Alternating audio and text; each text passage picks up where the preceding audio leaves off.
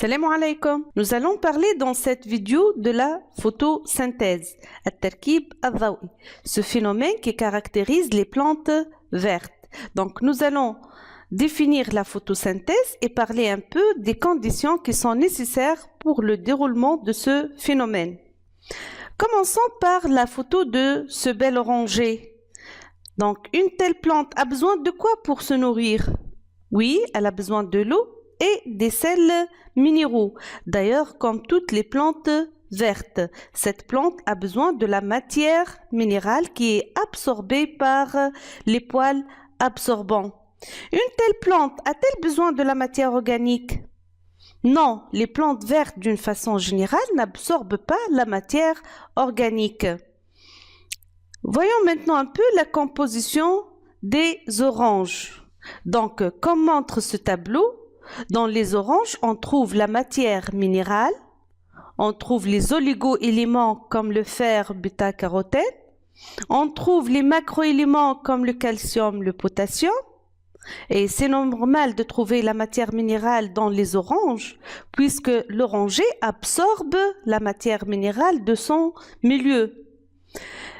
En plus de la matière minérale, on trouve dans les oranges la matière organique. Exemple, les vitamines, vitamine B9, vitamine C. On trouve aussi les lipides, dorniettes. On trouve aussi les glucides, sukkariyet, et avec un pourcentage assez important, 8,32 grammes pour 100 grammes d'orange. On trouve aussi les protides, protidettes. Donc, vous voyez pas que c'est un peu bizarre?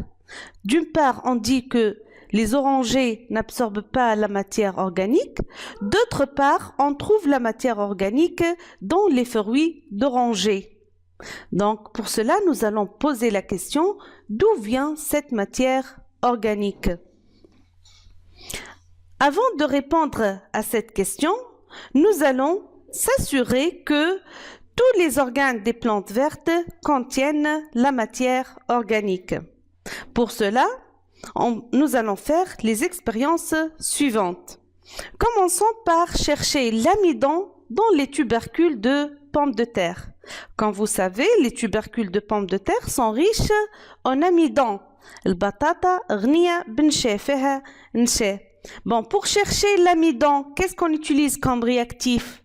Oui, on utilise l'eau iodée. On sait que l'eau iodée, en présence de l'amidon, donne une coloration bleu foncé.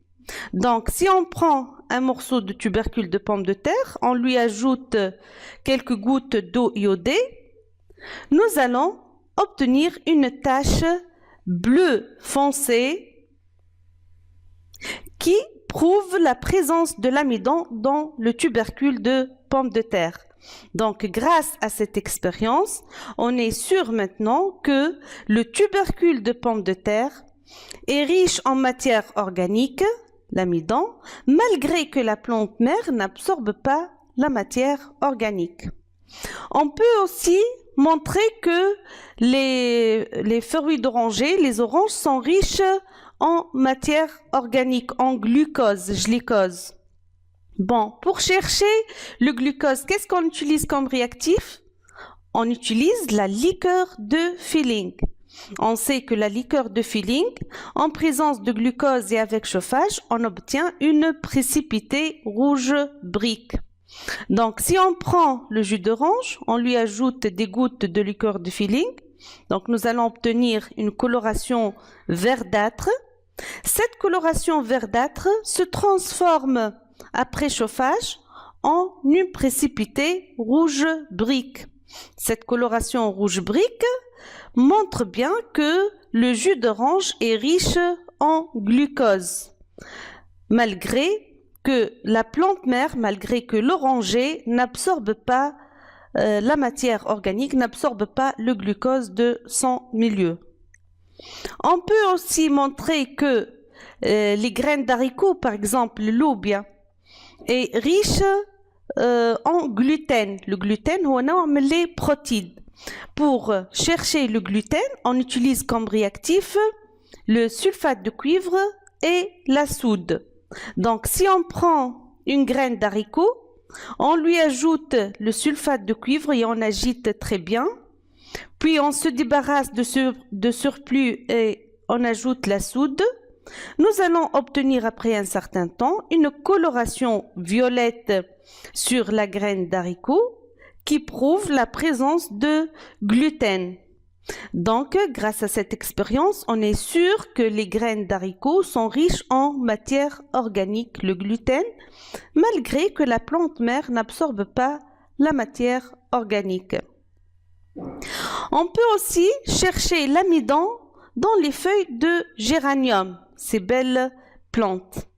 Bon, pour chercher l'amidon, comme on vient de dire, on utilise l'eau iodée. Mais cette fois-ci, nous allons traiter la feuille à l'eau iodée.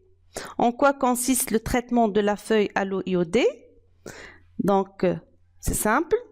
On doit faire bouillir tout d'abord la feuille à l'eau bouillante pour tuer les cellules vivantes.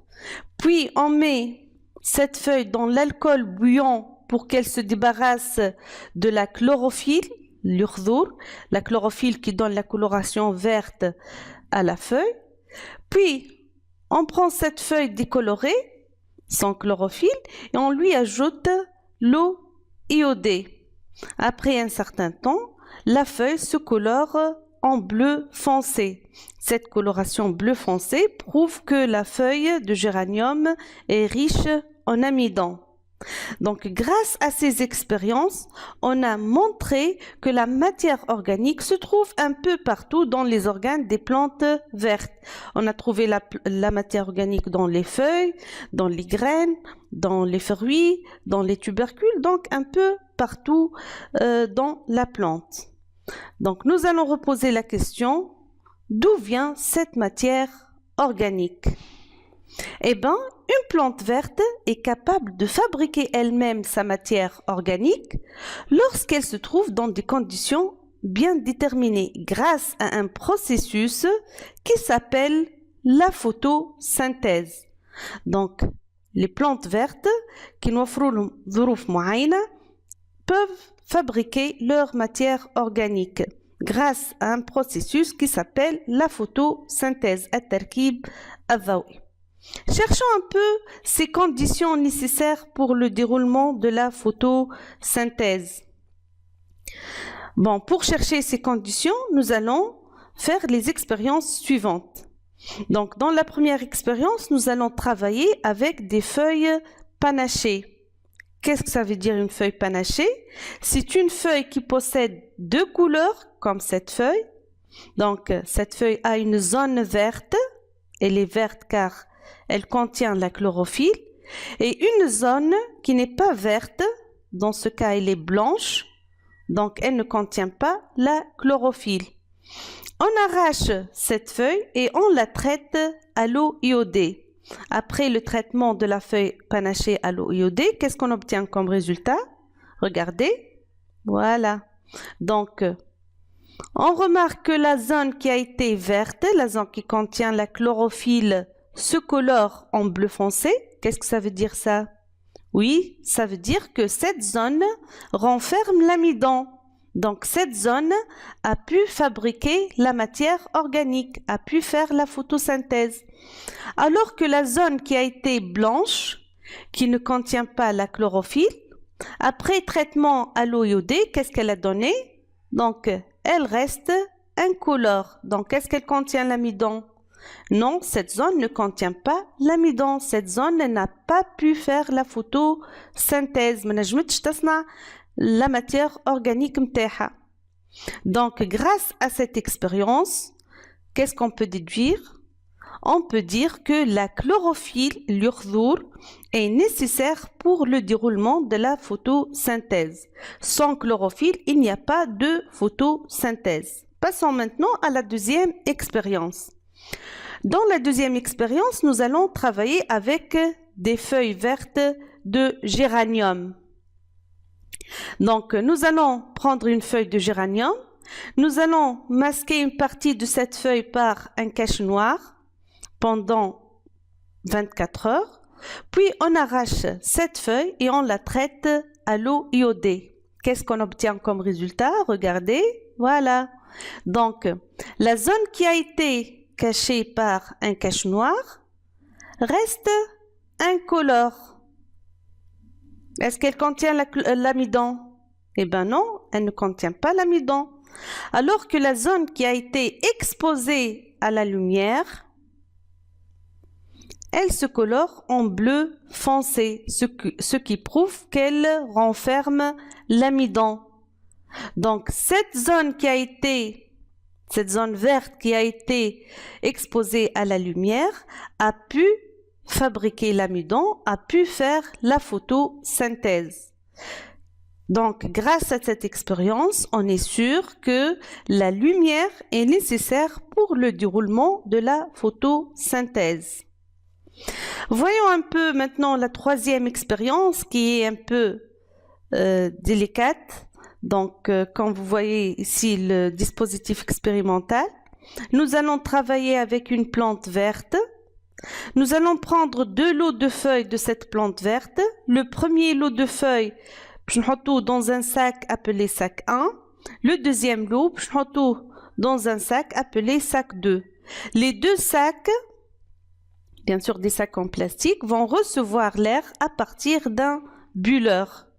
Le sac numéro 1 reçoit l'air directement de bulleur, c'est-à-dire reçoit l'air normal qu'on respire et qui contient le dioxyde de carbone, le CO2. Donc ces feuilles vont recevoir l'air qui renferme le CO2. Par contre, les feuilles du sac 2 vont recevoir de l'air qui ne contient pas le CO2. Pourquoi? Car l'air qui est diffusé par le bulleur va passer dans un premier temps par un flacon de potasse. Le potasse est une substance chimique qui est capable d'absorber le CO2. Donc l'air qui va entrer dans ce flacon va se débarrasser de CO2. Le potasse, le CO2, il fait le col.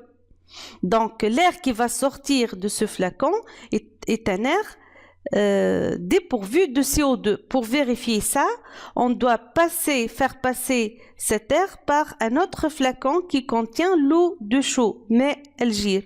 On sait que l'eau de chaux trouble en présence de CO2. Donc l'air qui va sortir de ce flacon clair, on est sûr qu'il ne contient pas le CO2. Donc les feuilles de sac 2 vont recevoir l'air qui ne contient pas le CO2. Après 24 heures, nous allons arracher une feuille de chaque sac et on va les traiter à l'eau iodée pour chercher bien sûr l'amidon. Qu'est-ce qu'on obtient comme résultat? Regardez, voilà. Donc la feuille du sac 1, c'est-à-dire la feuille qui a reçu l'air chargé de CO2, se colore en bleu foncé. Donc elle contient l'amidon. Donc cette feuille a pu faire la photosynthèse. Par contre, la feuille du sac 2, c'est-à-dire la feuille qui a reçu l'air sans CO2, reste incolore, c'est-à-dire elle ne contient pas l'amidon. Donc, elle n'a pas pu faire la photosynthèse. Grâce à cette expérience, on peut dire que le dioxyde de carbone, le CO2, est nécessaire pour le déroulement de la photosynthèse. Grâce à ces 3 expériences, on peut dire que la photosynthèse nécessite la présence, le déroulement de la photosynthèse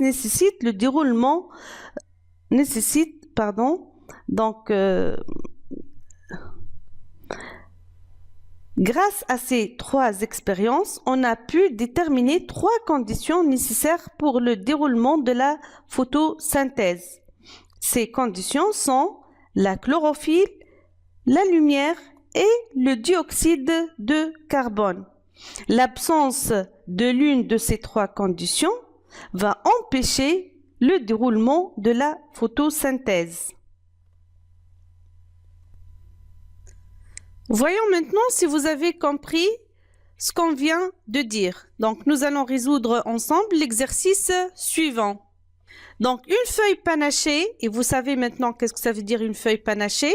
Donc, une feuille panachée partiellement cachée de la lumière par une bande opaque a été exposée 24 heures à la lumière, comme montre le document suivant. Donc, sur ce document, on voit une feuille panachée de géranium.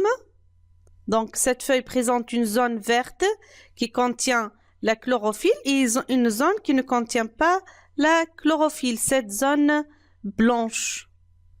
Donc, cette feuille a été partiellement cachée par un cache noir pendant 24 heures.